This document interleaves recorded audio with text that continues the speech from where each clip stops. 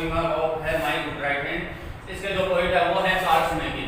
हमने पहली पोइम का अध्ययन किया, वो थी पोइम लिस्ट, और उसका जो पोइट था वो था जेनेट रैंड। ये आपको भली भांति लर्न कर लेना है जिस पोइम का नाम एंड पोइट का नाम। पहली पोइम थी लिस्ट और उसका जो पोइट था वो था जेनेट रैंड, और दूसरी पोइम है वो है माय गुड राइट हैंड, और उसका जो पोइट है वो है चार्ल्स मैकी। अब देखो शुरुआत में हम देखेंगे इस पोइम में किसके बारे में बताया गया है। तो ये है about the poem. About the poem, about the poem में क्या होता है कि जिस प्रकार से जैसा हमारी पोइम की कॉमन थीम होती है या समरी होती है या मैसेज होता है वो पूरा का पूरा यहाँ पे दिया हुआ है। अब आपको ये देखना है कि इस पोइम में इसके बारे में क्या बात बताई गई है पोइट के द्वारा।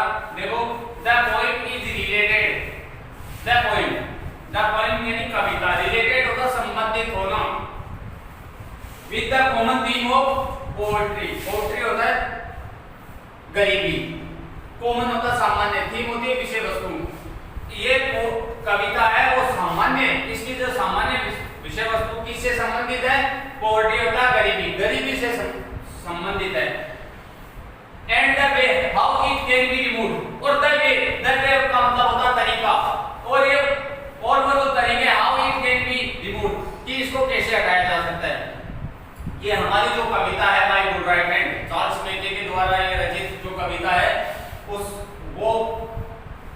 उसकी जो कॉमन थीम है, सामान्य विषय वस्तु है, वो क्या है? गरीबी है। तथा इसमें जो गरीबी हटाने के जो तरीके बताए गए हैं कि हम गरीबी को कैसे हटा सकते हैं।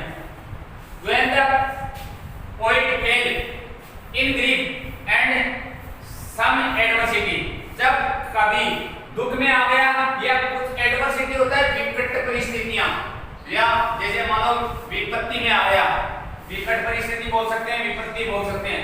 जब कभी दुख और जो विपत्ति में आ गया था, all his friends and relatives deserted him। देखो डेजर्ट एक वर्ड है यहाँ पे, देखो ये आया हुआ डेजर्ट। एक बात ध्यान में रखना, डेजर्ट यदि नाउन आई तो डेजर्ट का अर्थ होता है रेगिस्तान। यदि डेजर्ट नाउन है तो इसका अर्थ होगा रेगिस्तान। लेकिन देखो इंग्लिश में जो वर्ड होते हैं उनका सेंटेंस के अकॉर्डिंग अर्थ निकलता है, इसके अकॉर्डिंग, सेंटेंस के अकॉर्डिंग, ना कि हम अपनी मर्जी से अर्थ निकाले। क्योंकि हम इतने दिनों पढ़ते आ रहे थे कि डेजर्ट का अर्थ क्या होता है? रेगिस्तान होता है। तो यहाँ पे रेगिस्तान थोड़ी निकलेगा, क्योंकि यहाँ पे ये नाउन नहीं है, ये क्या है? बर्फ है। तो बर्फ होगी तो वहां पे ऐसा होता है। देखो डेजर्ट का मतलब यहाँ पे है छोड़ देना। डेजर्ट का मतलब क्या है? यहाँ पे बर्फ आएगी तो छोड़ देना। डेजर्ट का अर्थ खाली कर देना, डेजर्ट का अर्थ होता है सुनसान इलाका। तो ये बात जहां पे जैसा सेंटेंस होगा उसके अकॉर्डिंग हम क्या करेंगे? वर्ड का प्रयोग करेंगे, उस वर्ड का उसी के अकॉर्डिंग अर्थ निकलेगा। ना कि हम यहाँ पे देखो डेजर्ट का अर्थ यदि रेगिस्तान लगाएंगे तो हमारा क्या हो जाएगा? गलत हो जाएगी, क्योंकि यहाँ पे डेजर्ट है वो नाउन ना आके क्या आई हुई है? बर्फ आई हुई है। तो बर्फ यहाँ पे आई हुई है, तो सेंटेंस के अकॉर्डिंग इसका अर्थ होता है छोड़ देना, लीव हिम, लेफ्ट। अब देखो when the poet fell in grief, जब कभी दुख में आ गया था, and some adversity, और कुछ उस पे विपत्ति आ गई थी। जब कभी जो दुख और विपत्ति की स्थिति में आ गया था, all his friends and relatives, उसके जो सभी मित्र हैं, और रिलेटिव्स होता है सगे संबंधी, हमारे जो संबंधी होते हैं उसको रिलेटिव्स बोला जाता है। उसके जो फ्रेंड्स हैं, रिलेटिव्स हैं, deserted him, deserted मतलब मैं बता चुका हूँ कि छोड़ देना, उसको छोड़ के चले गए थे। जब कभी है वो बोल रहा है कि जब वो किस में आ गया था? दुख की स्थिति में या विपत्ति की स्थिति में आ गया था, तब उसके जो मित्र तथा जो संबंधी थे वो उसको क्या कर गए थे? छोड़ के चले गए थे। No one came, कोई भी नहीं आया, to help him, कोई भी नहीं आया उसकी सहायता करने के लिए। जब कभी when the poet fell into grief, जब कभी दुख में आया, and some adversity, और कुछ विपत्तिकारक परिस्थितियों में आया, all his friends and relatives deserted him, deserted मतलब होता है छोड़ देना। जब उसके मित्र तथा उसके संबंधी थे वो उसको छोड़ के चले गए थे, no one came to help him, कोई भी उसकी सहायता करने के लिए नहीं आया। जब कभी दुख और विपत्ति की परिस्थिति में था, तब उसके मित्र तथा उसके संबंधी थे वो उसको छोड़ के चले गए थे, और कोई भी उसकी सहायता करने के लिए नहीं आया। He found only with sympathy, found होता प्राप्त करना, एक तो होती है सिंपैथी, सिंपैथी का मतलब होता है सहानुभूति, लिप सिंपैथी, लिप होता होठ, होठ, लेकिन यहाँ पे होठ नहीं होगा, जैसे लिप का मतलब हमारे ये होठ होते हैं, लेकिन यहाँ पे लिप का मतलब क्या नहीं होगा, होठ नहीं होंगे, क्या होगा, लिप का मतलब होता शाब्दिक, यहाँ पे शाब्दिक, लिप का मतलब होगा शाब्दिक, सिंपैथी होती है सहानुभूति, और उन्होंने क्या केवल क्या दिया उसको, शाब्दिक सहानुभूति, शाब्दिक सहानुभूति, they treated their gold, और उन्होंने क्या किया, अपना धन को छुपा दिया, अर्थात उन्होंने जो कवि था वो गरीबी की स्थिति में था, गरीबी की स्थिति में था, गरीबी के कारण वो क्या आ गया था, गरीब और जो एडवर्सिटी में आ गया था, तो उसके जो मित्र और रिलेटिव थे वो उसको छोड़ के चले गए थे, कोई भी उसकी सहायता करने के लिए नहीं है।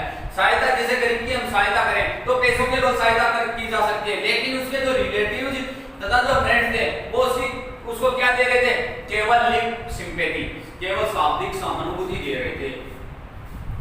फ्रॉम देम ही फाउंड, उसने पाया ओनली केवल लिप सिंपैथी फ्रॉम देम, वो उनसे केवल क्या प्राप्त किया था, शाब्दिक सहानुभूति को ही प्राप्त किया था।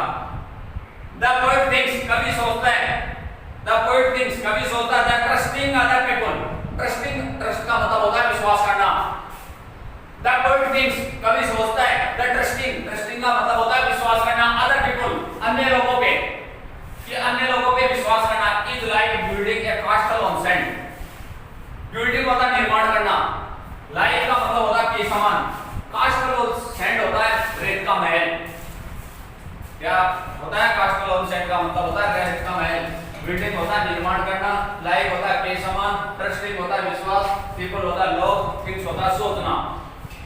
The poet thinks, कवि सोचता है, that they trusting other people, कवि सोचता है कि trusting other people, अन्य लोगों पे विश्वास करना, is like, वो के समान है, किसके समान, building a castle on sand, building होता है निर्माण करना, castle on sand होता है रेत का महल, कि कवि ये सोचता है कि जो अन्य लोगों पे विश्वास करना क्या है, रेत का महल बनाने के समान है, रेत का महल, क्योंकि वो चाहे जब क्या हो सकता है, धराशायी हो सकता है, टूट सकता है, गिर सकता है, रेत का महल जब चाहे तब गिर सकता है। अर्थात कवि ये बात कहना चाहता है कि यदि हम अन्य लोगों पे विश्वास करेंगे तो हमारा विश्वास क्या होगा, जब चाहे तब टूट सकता है, उसका कोई ऐसे निश्चित टाइम नहीं है। उसी आधार पे कवि ये बता रहा है कि दूसरे लोगों पे विश्वास करना क्या है, एक रेत का महल बनाने के समान है, इसलिए हमें दूसरे लोगों पे विश्वास नहीं करना चाहिए।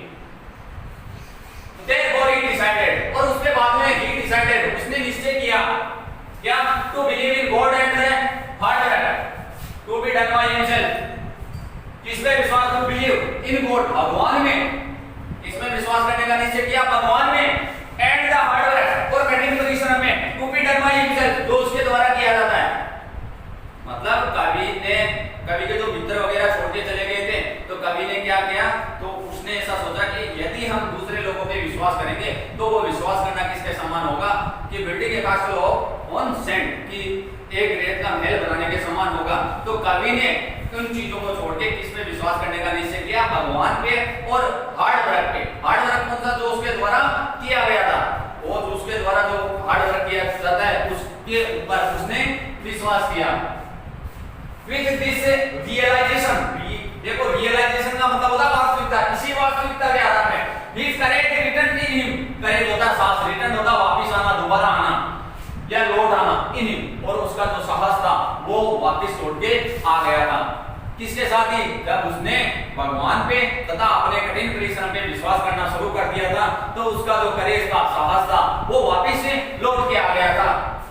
He overcame his sorrow and he overcame his sorrow, देखो overcome, केम को वर्ब की सेकंड, overcame वर्ब की सेकंड फॉर्म है। overcame का मतलब होता है, देखो overcame, overcome होती है वर्ब, इसका मतलब होता है बाहर निकलना, बाहर निकलना, और वो बाहर निकल गया किससे, his sorrow, अपने दुख से। क्यों निकल गया, कैसे निकल गया, क्योंकि उसने किस पे बिलीव किया था, भगवान पे तथा कठिन परिश्रम पे। ये बात ध्यान में रखना कि ये जैसे मान लो कि आपके क्वेश्चन भी आएंगे, ऐसे क्वेश्चन भी आएंगे, तब आप यदि आपके जैसे मान लो एग्जैक्ट क्वेश्चन याद नहीं है, तो अबाउट द पोएम या main theme of the poem याद है, तो आप इस प्रकार से लिखोगे। तो कभी बाहर कैसे निकला अपने दुख से, क्योंकि उसने किस पे बिलीव किया था, भगवान पे एंड कठिन परिश्रम पे, हार्ड वर्क पे। एंड सोल बिकम प्रोस्पियस, प्रोस्पियस का मतलब होता समृद्ध, समृद्ध बन गया और कुछ ही दिनों में समृद्ध बन गया। समृद्ध मतलब वो गरीब था और उसके पास अब क्या हो गया, पैसे वगैरह हो गए।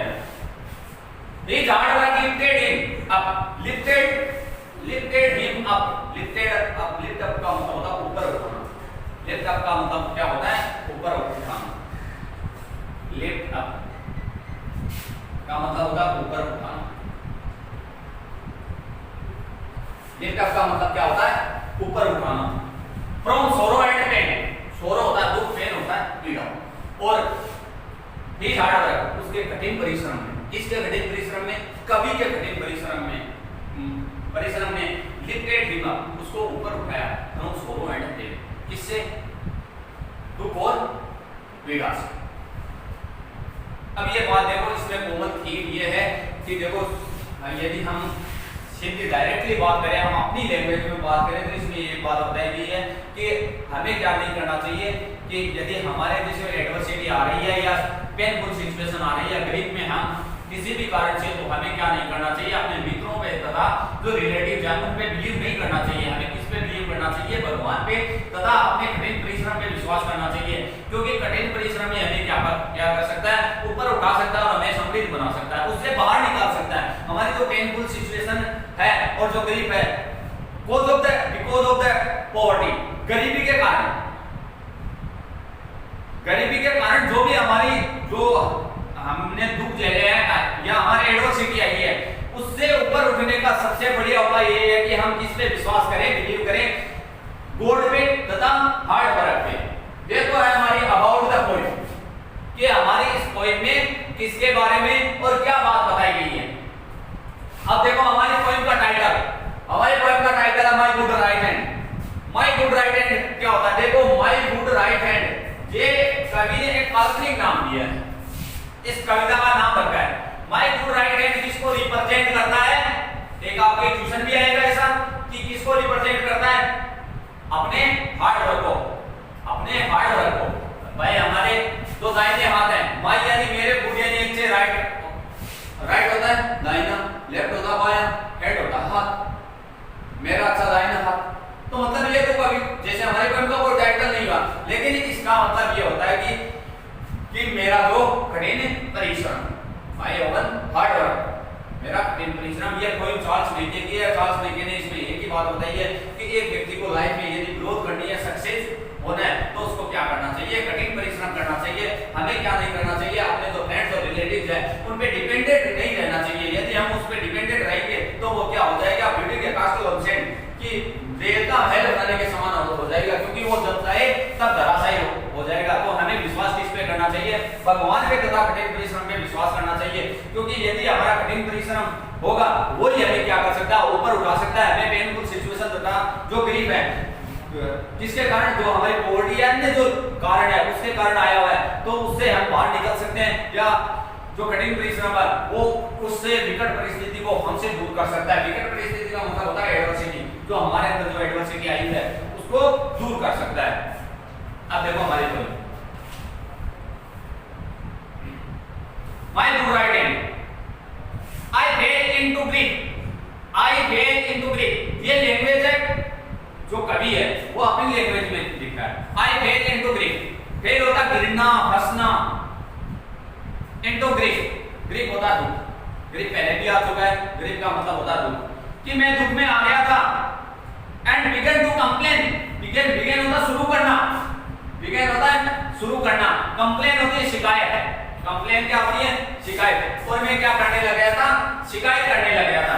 कभी बोल रहा है कि मैं किस में गिर गया था, दुख की स्थिति में आ गया था, किसके कारण आ गया था, गरीबी के कारण आ गया था। और मैं क्या करने लग गया था, मैं कंप्लेन करने लग गया था, मैं लोगों से कंप्लेन करने लग गया था कि मैं क्या हो गया हूं, मैं गरीब हो गया हूं। ये कंप्लेन करने लग गया था वो कभी लोगों से।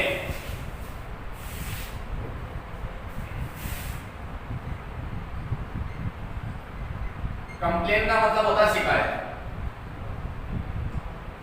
कंप्लेन का मतलब होता है शिकायत। आई looked for a friend, looked होता है देखना, मैंने किसकी तरफ देखा? अपने मित्रों की तरफ। अर्थात कवि ये चाह रहा है कि मैं अपने मित्रों की तरफ देखा कि वो क्या कर सके, मेरी हेल्प कर सके। बट आई साउट, साउट होता है खोजना, साउट का मतलब होता है खोजना।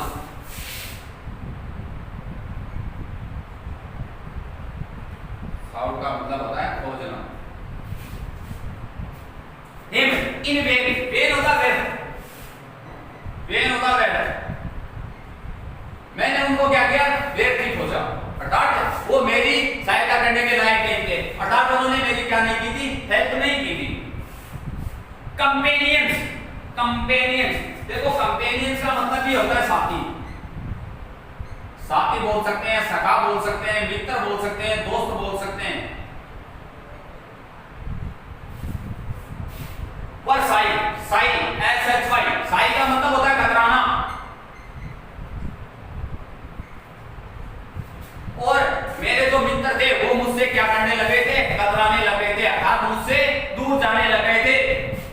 कंपेनियंस वर साई, जो मेरे मित्र थे वो कतराने लगे थे। एंड एक्वाइटेंस,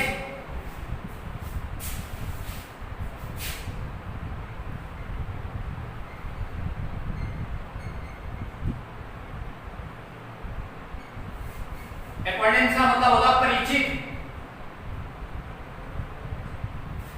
वर कोल्ड, कोल्ड का मतलब यहां पे है उदासीन। They gave me good cancel, cancel का मतलब होता है सलाह।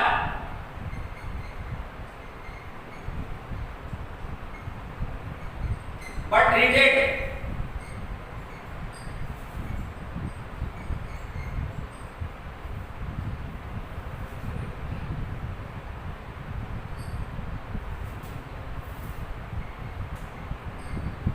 छुपाना, भयभीत होना, दोनों हो सकते हैं। अब ये हमारा स्टेंजा दोबारा देखो। आई फेल इनटू ग्रीफ, मैं दुख की स्थिति में आ गया था। And began to complain, complain होती शिकायत, और मैं शिकायत करने लग गया था। I looked for a friend, मैंने मित्र देखे, but I sought him in vain, लेकिन मैंने उनको क्या किया था? व्यर्थ खोजा था। कंपेनियंस वर साई, कंपेनियंस होता साथी, साई होता कतराना या दूर हटना। मेरे मित्र थे वो दूर हट गए थे। एंड एक्वाइटेंस वर कोल्ड, एक्वाइटेंस होता परिचित या रिलेटिव्स, हम इसको रिलेटिव भी बोल सकते हैं। वर कोल्ड, कोल्ड होता उदासीन होना। कोल्ड यहाँ पे ठंडा नहीं है, उदासीन होना, मतलब उस मामले में संज्ञान नहीं लेना या उस मामले के बारे में सोचना नहीं। They gave me good cancel, cancel होती है सलाह, वे मुझे अच्छी सलाह देते। हमारे एक वर्ड आएगा दे, sorry, he found only the least sympathy from them। एक ऐसी लाइन आई थी अबाउट द पोएम में कि वो उनसे क्या प्राप्त की थी? ओनली, केवल जो लीस्ट सिंपैथी, शाब्दिक सहानुभूति प्राप्त की थी। तो ये बात है, देखो they gave me good cancel, उन्होंने मुझे अच्छी सलाह दी। बट रिडेड देयर गोल्ड, रिडेड होता छुपाना, देयर गोल्ड यानी अपना धन, वे अपना धन छुपाया, अर्थात वे अपना धन देने से, उधार देने से क्या हो गए थे? भयभीत हो गए थे। दूसरा स्टैंजा देखो, लेट देम गो, उन्हें जाने दो। आई एक्सक्लेम्ड, मैंने आश्चर्य से कहा। I have a friend at my side, मैं अपनी तरफ से एक मित्र रखता हूं। To lift me, aid me, whatever betide, to lift me, देखो टू लिफ्ट मी, लिफ्ट पहले वर्ड आ चुका था, लिफ्ट अर्थ बताया था मैंने आपको, ऊपर उठाना। टू लिफ्ट मी, वो मुझे ऊपर उठाएगा। Aid me, A I D, aid का मतलब होता है सहायता, और वो क्या करेगा? मेरी हेल्प करेगा, सहायता करेगा। व्हाटएवर बिटाइड, बिटाइड मतलब कठिन होगा, जब कभी भी ऐसी बातें कोई कठिन होगी या ऐसा कोई कार्य होगा जब मैं विकट परिस्थिति में आऊंगा,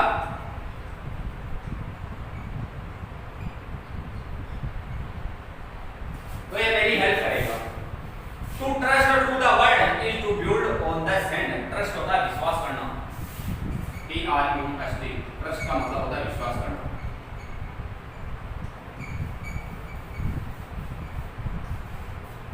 कि जो विश्वास करना है टू द वर्ड, संसार के ऊपर जो विश्वास करना है, is to build on the sand, वो क्या है? रेत पे महल बनाने के समान है। कास्टल, बिल्डिंग ए कास्टल ऑन सैंड, रेत का महल बनाने के समान है। आई विल ट्रस्ट, मैं विश्वास करूंगा। बट इन हेवन, हेवन का मतलब देखो स्वर्ग है, यहाँ पे लेकिन स्वर्ग नहीं है, यहाँ पे अर्थ होगा गॉड, भगवान, कि मैं किस पे विश्वास करूंगा, भगवान पे। And my good right hand, my good right hand का मतलब होता है कठिन परिश्रम या स्वयं का प्रयास। यहाँ पे ये नहीं होगा मेरे जो अच्छा दाहिना हाथ, कि मैं किस पे विश्वास करूंगा, भगवान पे तथा अपने कठिन परिश्रम पे या अपने जो प्रयत्न करूंगा उस पे विश्वास करूंगा। दोबारा मेरे को लेट देम को उनको जाने दो। आई एक्सप्लेन, मैंने इस तरह से कहा I have a friend at my side, मैं मेरी तरफ से एक मित्र रखता हूं, टू लिफ्ट मी, जो मुझे ऊपर उठाएगा, एट मी, मेरी सहायता करेगा, व्हाटएवर बिटाइड, जब ऐसी कोई बात घटित होगी तो वो मेरी सहायता करेगा, मुझे ऊपर उठाएगा। To trust to the world, संसार पे विश्वास करना, is to build on the sand, वो क्या है, रेत पे महल बनाने के समान है। भाई यदि संसार पे हम विश्वास करेंगे तो वो क्या है, रेत का महल बनाने के समान है। आई से ट्रस्ट, मैं विश्वास करूंगा, but in heaven and my good right hand, कभी बोल रहा है कि मैं विश्वास करूंगा लेकिन इस दुनिया में विश्वास नहीं करके मैं हेवन होता गॉड, मैं भगवान पे तथा जो मेरा जो अच्छा दाहिना हाथ है, अर्थात मेरा जो कठिन परिश्रम है, अर्थात मेरा जो स्वयं का प्रयत्न है, उस पे मैं क्या करूंगा, विश्वास करूंगा, वो ही मुझे ऊपर उठाएंगे तथा मेरी क्या करेंगे, हेल्प करेंगे, सहायता करेंगे। माय ग्रेट रिवाइव, देखो रिवाइव, REVIVED, रिवाइव का मतलब होता है पुनः आना।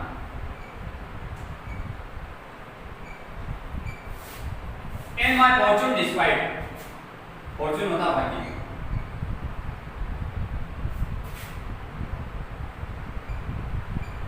despite होता के बावजूद,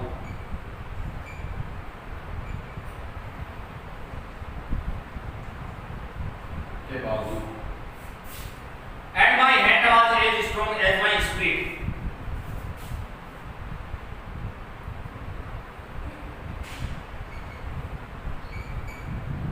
स्पिरिट, यहाँ पे स्पिरिट का अर्थ वैसे होता आत्मा, लेकिन यहाँ पे मन स्थिति, क्या होगा, मन स्थिति। लाइट, लाइट का मतलब होता प्रकाश, लेकिन यहाँ पे होगा प्रसन्नचित, चीयरफुल, यहाँ पे क्या होगा, प्रसन्नचित। It raise me from sorrow, raise होता ऊपर उठाना, राइज यदि अकेली पूरा भाई, राइज का मतलब होता है उबे होना, लेकिन यहाँ पे ऊपर उठाना। फ्रॉम सोरो, सोरो पहले आ चुका है। It saved me from pain, और मुझे पीड़ा से बचाएगा। It feed me and clad, clad का मतलब होता है वस्त्र पहनाना, वस्त्र पहनाना। अब ये स्टेंजा देखो दोबारा, माय ग्रेट रिवाइव, रिवाइव होता पुनः आना या पुनः जागृत होना, मेरा जो स्वास्थ्य था वो पुनः जागृत हो गया या पुनः आ गया। In my Fortune despite, Fortune होता भाग्य, डिस्पाइट होता के बावजूद, मेरा ऐसा मिसफॉर्च्यून चल रहा था, मेरा दुर्भाग्य चल रहा था, मेरा जो मित्र वगैरह रिलेटिव्स है वो छोड़ के मेरे को जा चुके थे और मैं गरीब की स्थिति में आके जो पीड़ा और जो दुखदायक स्थिति में आ गया था, फिर भी इनके बावजूद, ऐसे भाग्य के बावजूद भी मेरा जो फॉर्च्यून, मेरा जो करेज था वो वापस आ गया था या पुनः आ गया था। And my hand was as strong as my spirit was light, और मेरे हाथ भी इतने ताकतवर हो गए थे, अर्थात मेरा जो कठिन परिश्रम है वो ताकतवर हो गया था। एज माय स्पिरिट, जो मेरी मन स्थिति थी, वाज लाइट, लाइट होता चीयरफुल या प्रसन्नचित, जो मेरी मन स्थिति थी वो क्या हो गई थी, प्रसन्नचित हो गई थी। इट राइज मी फ्रॉम सोरो, इसने मुझे क्या किया था, राइज होता ऊपर उठाना, सोरो होता दुख, इसने मुझे दुख से ऊपर उठाया था। It saved me from pain, और इसने मुझे किससे, पेन होती है पीड़ा, पीड़ा से बचाया था। इट फेड मी, फेड होता है खिलाना, FED, फेड होता भोजन कराना या खिलाना, इसने मुझे खिलाया था। एंड क्लेड मी, क्लेड होता वस्त्र पहनाना, और इसने मुझे वस्त्र पहनाए थे। अगेन एंड अगेन, बार बार किसने पहनाए थे, कठिन परिश्रम। यदि कठिन परिश्रम हम करेंगे तो हमें क्या होगी, निरंतर सफलता मिलती जाएगी। और कवि ने भी यही किया, उसने कठिन परिश्रम किया और उसका जो करेज था साथ दोबारा लौटाया, और उसकी मन स्थिति थी, मन की स्थिति थी वो प्रसन्नचित हो गई, और उसने ये सोचा कि ये मेरे को क्या होगा, बार बार खाना खिलाएगा तथा अपने मोर मुझे क्या करेगा, वस्त्र पहनाएगा। The friend who had left me come back everyone, जो मेरे मित्र जा चुके थे वो एक एक करके वापस आ गए थे। एंड डार्केस्ट एडवाइजर, डार्केस्ट का मतलब यहाँ पे, डार्केस्ट होता है डार्क मतलब गहरा काला, डार्केस्ट होगा सबसे काला, यहाँ पे यानी डार्केस्ट होगा स्वार्थी। एडवाइजर होता सलाहकार। Looked bright as the sun, looked bright यानी पसंदीदा दिखाई देने लगे थे, और वो पसंदीदा दिखाई देने लगे थे एज द सन, सूर्य के समान। आई नीड देम नो मोर, अब मुझे उनकी कोई जरूरत नहीं थी। एज दे ऑल अंडरस्टैंड, जैसा वो समझ चुके थे। आई थैंक दी, मैं उनका विश्वास करता हूँ। आई ट्रस्ट दी, मैं उनके विश्वास करता हूँ। मैं उनको धन्यवाद देता हूँ, मैं उन पे विश्वास करता हूँ। माय गुड राइट हैंड, अर्थात मेरे अच्छे दाहिने हाथ, अर्थात मेरे कठिन परिश्रम को, मैं उनको मेरा कठिन परिश्रम को धन्यवाद देता हूँ तथा मैं उस पर विश्वास करता हूँ कि उसने मुझे क्या किया था, ऊपर उठाया था।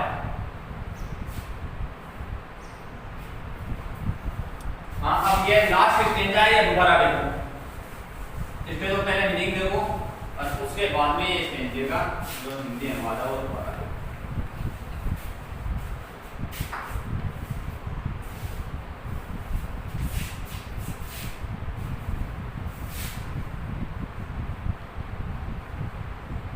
डार्केस्ट होता स्वार्थी,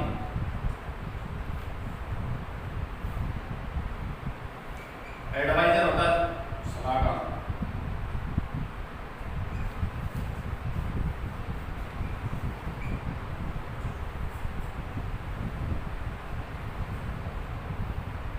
लुक्ड ब्राइट संचित दिखाई देना,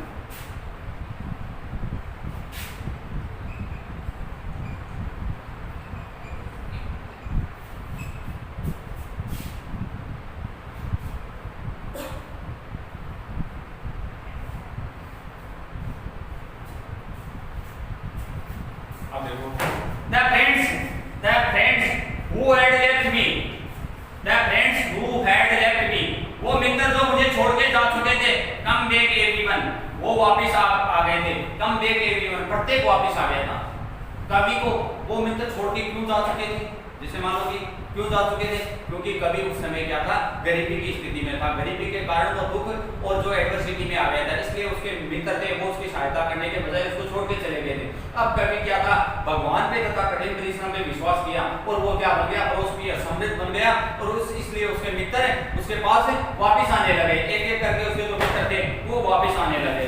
एंड डार्केस्ट एडवाइजर, डार्केस्ट होता स्वार्थी, एडवाइजर होता सलाहकार। उसके जो स्वार्थी जो सलाहकार थे, लुक्ड ब्राइट, वो एकदम प्रसन्नचित्त दिखाई दे रहे थे। एज द सन, एज होता के समान, द सन होता सूर्य, वो सूर्य के समान प्रसन्नचित्त दिखाई दे रहे थे। आई नीड देम नो मोर, अब मुझे उनकी कोई जरूरत नहीं थी। क्यों नहीं थी, क्योंकि कभी अब क्या नहीं रहा, गरीबी की स्थिति में नहीं रहा था, क्योंकि अब वो क्या बन गया था, समृद्ध बन गया था। जब वो गरीबी की स्थिति में था तब उसके किसी भी मित्र ने आपने उसकी क्या नहीं की थी, हेल्प नहीं की थी। एंड दे ऑल अंडरस्टैंड, ऐसा वो समझ चुके थे, अर्थात उसके जो मित्र अब समझ चुके थे कि अब कभी को उनकी कोई जरूरत नहीं थी। उसके मित्र तथा रिलेटिव्स थे वो क्या उसको जब गरीबी की स्थिति में था तब छोड़ के चले गए थे, लेकिन अब दोबारा वापस आने लगे थे। लेकिन अब कभी को उनकी कोई जरूरत नहीं थी। क्यों नहीं थी, क्योंकि अब कभी क्या बन गया था, प्रोस्पियर, समृद्ध बन गया था। आई थैंक दी, मैं उनको धन्यवाद देता हूँ। आई ट्रस्ट दी, मैं उनके विश्वास करता हूँ। माय गुड राइट हैंड, अर्थात मेरे अच्छे दाहिने हाथ, अर्थात क्या है, मेरा जो कठिन परिश्रम